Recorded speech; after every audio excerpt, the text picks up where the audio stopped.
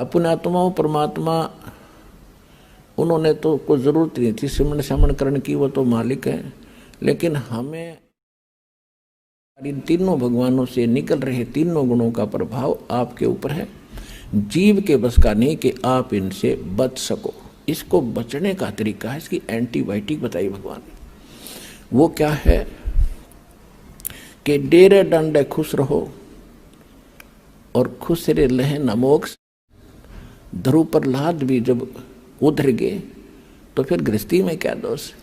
यानी आपको फिर भी क्लियर करते हैं कि गृहस्थी का तात्पर्य ये नहीं है कि भाई ब्याह करवाना गृहस्थी हो है।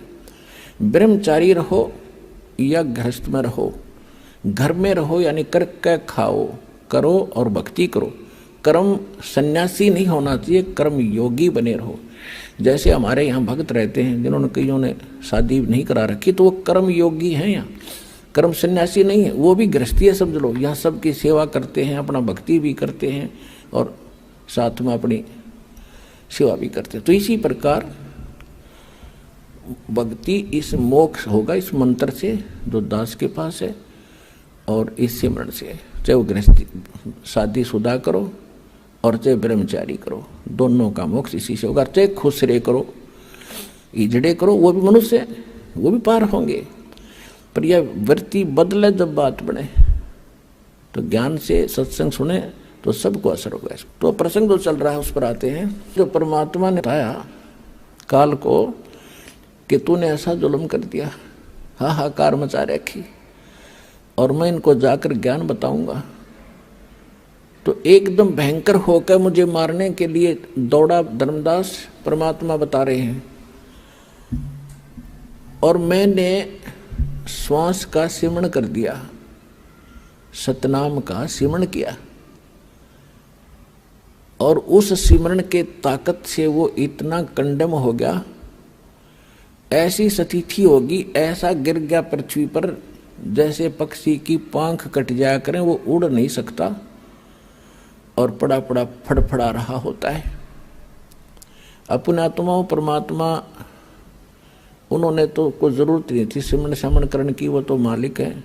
लेकिन हमें ये सतर्क करना चाहते हैं कि जिस समय आपके ऊपर कोई भी आपत्ति किसी प्रकार की आ जाए, चाहे कोई आध्यात्मिक है या सांसारिक है, उस समय आपको प्रथम मंत्र मिला है तो प्रथम मंत्र का सिमरण शुरू कर दीजिए, जाप करिए। द्वितीय मिला है तो द्वितीय का शुरू कर दीजिए। सारनाम मिला है तो वो सारनाम और सारा मिला करके जो बनाया गया है उसका जाप कीजिए। तो आपके ऊपर तुरंत उसका प्रभाव हट जाएगा। कोई भी किसी प्रकार का संकट आप पर आए, यदि आपकी मर्यादा सही होगी, आपका कनेक्शन पावर ठीक होगा, यानी काम नाम खंडित नहीं होगा, तो आप पर वो कोई प्रभाव नहीं डाल सकता। अब वो उस माध्यम से परमात्मा हमें सतर्क कर रहे हैं कि कभी तुम्हारे ऊपर ऐसी आ भी जाती है आपदा तो तुरंत मालिक ने याद जरूर करी इस स्मरण के माध्यम से। फिर देखियो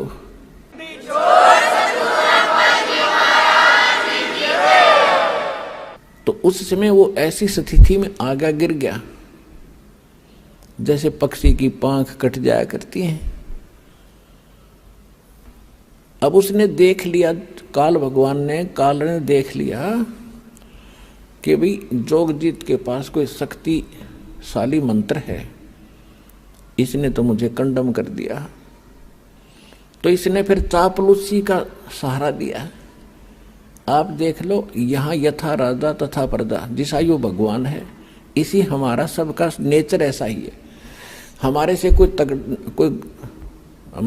कोई बोधा आदमी है, यानी कमजोर है, शारीरिक कमजोर है या वैसे व्यवस्था में कमजोर है, तो हम उसके सिर पर चढ़ जाए।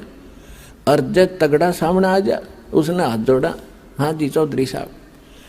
एक शराबी जावा था, शराब पिए गली में, सामने एक बनिया आ गया, बनिया लाला जी, क्योंकि वो अल्पसंख्यक होते थे गाँव में, एक दो चार घर होते थे।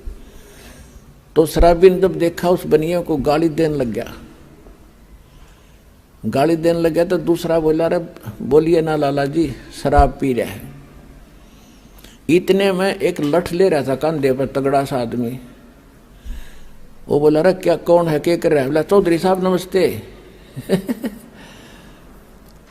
तो लाला जी बोले भाई तो दो डाल की पी रहा है, ये तो दो तरह की पी रहा है, शराब पी रहा था। मन ने गाल दे रही ठाडा दिखा इसने हाथ जोड़ा यू, तो यू काल तो दो तरह की प्यारा खींचने हमारे थे, और खूब भी ये दो तरह की पी रहा है। जब इसने नो देखा कि मैं इसने मारूंगा, जब ताकड़ पाड़ के गया, जब परमात्मा ने उसकी देही तोड़ दी, जब पड़ा पड़ा तड़फे और शायद से घिसड़ के और चरण पकड़ दिए, धर्मदास मेरे आके तुम्हारे भगवान 21 ब्रह्मांड के मालिक ने, ये ब्रह्मा विष्णु महेश के पिता ने।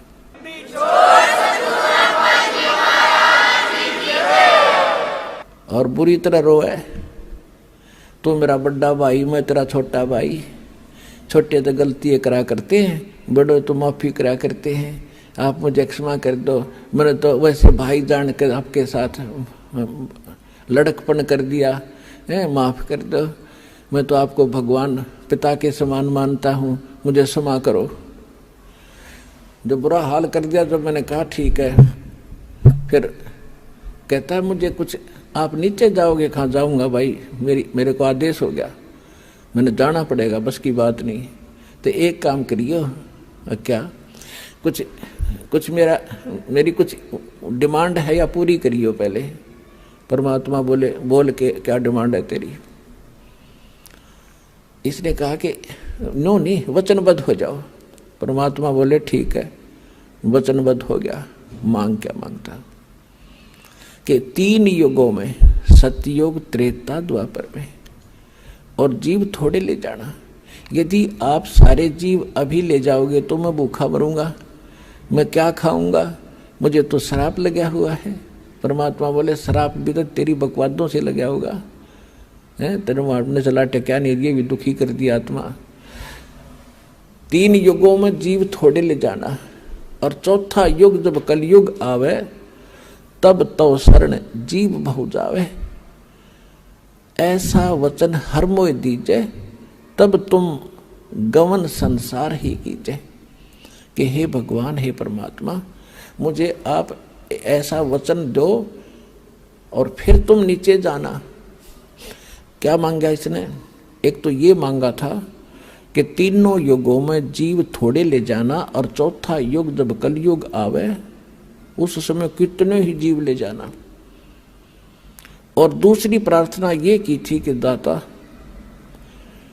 आप जोर जबरदस्ती ना करना, अपना ज्ञान सुना के, और जो आपके ज्ञान को स्वीकार करे हृदय से वो आपका हो और शेष मेरे रहें।